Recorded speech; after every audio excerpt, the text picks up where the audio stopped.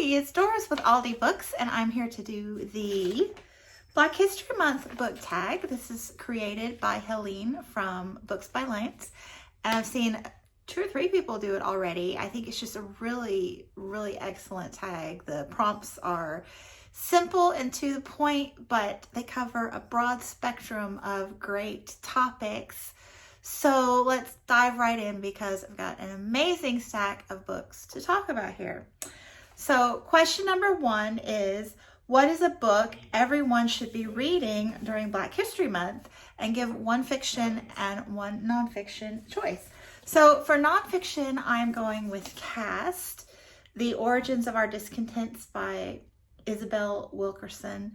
I think I've already, shared this and encouraged you guys to read it several times already. But Isabel Wilkerson is just so brilliant. She takes like 8 years to research her books, her topics, formulate her thoughts, and she's just so brilliant and insightful and just relatable. Highly recommend this. I read The Warmth of Other Suns as well, and read that one too. Read them both.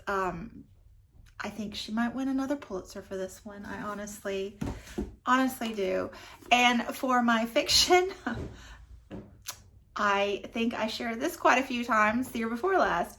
My Sister the Serial Killer by Oyinkan Braithwaite. This book is just, I found it so delightful. 2 sisters, one is somewhat of a serial killer and the other one cleans up after her. And I just found this book incredibly relatable. Just the whole trope of, the beautiful woman that all the men are attracted to when there's this other sister that's just fabulous and gets ignored. Yeah. And this book cracked me up because I just heard so many people, I really enjoyed that book, but I'm not sure it's prize worthy. And then it kept winning prizes and I laughed every time it got put on another prize list because I think it's fabulous. And that cover, oh my goodness, brilliant cover design. Then number 3, what is your, number 2. 2 books, but still a second prompt.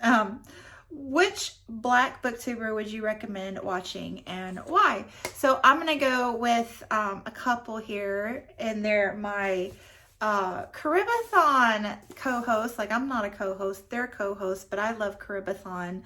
So that would be Karen from Runwright Reads and Peta from Comfy Cozy Up. I think they're both Jamaican. But I really love Karen's focus throughout the year of Caribbean Reads. She really loves and appreciates her heritage, and it shows. And I think she has a book club focusing on Caribbean Reads right now if you want to get in on that. And then Peta, just her vlogs are lovely. They're just so calm and positive. She is really a self-motivated kind of person that I truly respect. So I love seeing, her cooking, her gardening, her furniture building, her workouts, her journaling, and of course her reading. She reads some great selections. So 2 lovely ladies. I highly recommend them. I will link them below along with Helene. And spotlighting a Caribbean read that I read last year for Caribathon, These Ghosts Are Family by Maisie Card. So yes, now we're on number 3. Number 3, what is your favorite book written by a Black author from an African country? Is there any doubt? Trevor Noah, Born a Crime. Oh my goodness. Just so smart and funny and cute. Yes, he's quite the babe. But a writer, he can write too. Like, it's not fair for one person to be this talented and amazing. Yes, it is. Yes, it is. He loves his mother. Oh my gosh. But read this for real. You'll learn so much about South Africa and apartheid and the changing of that system, and the culture he grew up in. And this book is so good, and it's hilarious too at times. Okay, enough gushing about Trevor Noah. Number 4, what is your favorite Black classic? So that would be Zora Neale Hurston herself. I love Zora's writing. I love her spirit. She just really had this joy of life and a love for her people. She procured several grants during the Great Depression, some of those civic grants, and went around the Southeast documenting, recording dialects and speech patterns and, cultural quirks, and just saving it for us in her works. This is a compilation of Jonah's Gourdvine, which is her first novel, Mules and Men, and Their Eyes Were Watching God. My favorites of hers are her little excerpts of her travels and, the people that she recorded along the way. They're just absolutely delightful. And I grew up in the Panhandle of Florida, which she is from really close to that area in North Florida, and just her words are just, they sound like home to me, and I just love her. Number 5, which book to movie adaptation or documentary would you recommend watching during Black History Month? And I'm going to go with Hidden Figures by Margot Lee Shetterly. I read this prior to the movie coming out and found these women so inspirational. I also love the science and math in this. Just a great read on many levels. And then my son and I went to see the movie together. I think that, how long ago was that? He was probably like 12 or so at the time. And he was in middle school, and he was just so impacted by it, impressed by it. You could really see the wheels turning in his mind when we came out of the theater. So I really appreciated that. Number 6, what's on your TBR for Black History Month? So we're reading the Book Naturalist Book Club that my friend Heidi and I have started. We are reading the Homeplace Memoirs of a Colored Man's Love Affair with Nature by J. Drew Lanham. He is an ornithologist from South Carolina.